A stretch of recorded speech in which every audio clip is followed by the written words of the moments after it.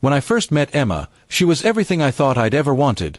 Kind, funny, ambitious, and independent. We moved in together after a year of dating, renting a small but cozy apartment in the city. Life felt perfect. We split bills, decorated the place together, and talked about the future. I believed we were building something real, something lasting. But over time, things started to feel one-sided. At first, it was subtle. She'd start making big decisions without asking me, like buying new furniture or inviting her friends over for weekends. I brushed it off, thinking maybe I was overreacting. She had a strong personality, and I admired that about her. But soon, I realized she was becoming distant, emotionally and physically. Our conversations were shorter, our laughter rare. Then one evening, after a long day at work, I came home to find her sitting on the couch with her arms crossed. The air in the room was cold, tense. "We need to talk," she said flatly. My stomach tightened instantly. She didn't waste time. "I've been thinking," she began. "I'm staying in this apartment. You can go live with your parents." I blinked, thinking she was joking. "What are you talking about?" I asked. "This is our place.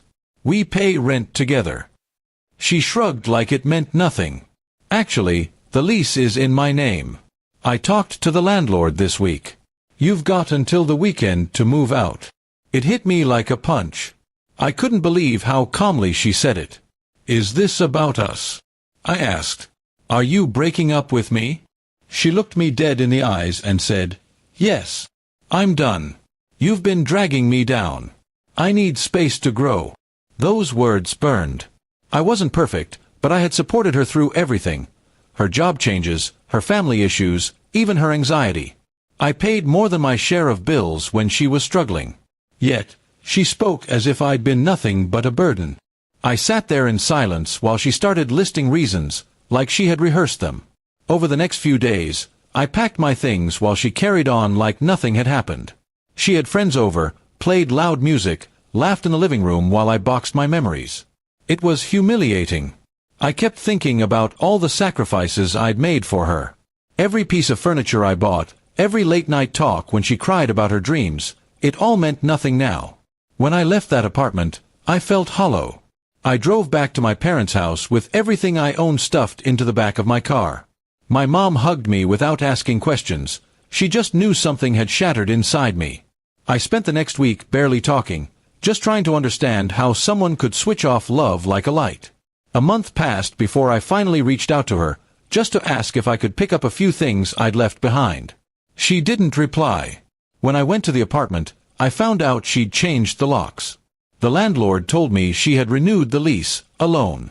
That was when I knew she had been planning this long before she told me. Later, through mutual friends, I learned she was already dating someone new. Apparently, she met him months before we broke up. Suddenly, everything made sense. Her distance, her coldness, her excuses. The space she needed was just an escape route she'd already found. It hurt deeply, but I also felt clarity. I realized I'd been living in a one-sided relationship, mistaking comfort for love. I had ignored the red flags because I didn't want to believe she could betray me like that. The pain slowly turned into determination. I started focusing on myself, got a better job, reconnected with old friends, and found joy in small things again. Every time I thought of her, I reminded myself that I didn't lose someone who loved me. I lost someone who was pretending. Months later, she texted me out of nowhere. "Hey, I hope you're okay. I miss talking to you." I stared at the message for a long time, then simply deleted it. I didn't need to reply. She had chosen her path, and I had finally found peace in mine. In the end, her words that night, "You can go live with your parents," once felt like the cruelest thing anyone had ever said to me. But now, I realized they were a strange kind of gift. Because leaving that apartment wasn't the end of my story, it was the start of finally living for myself.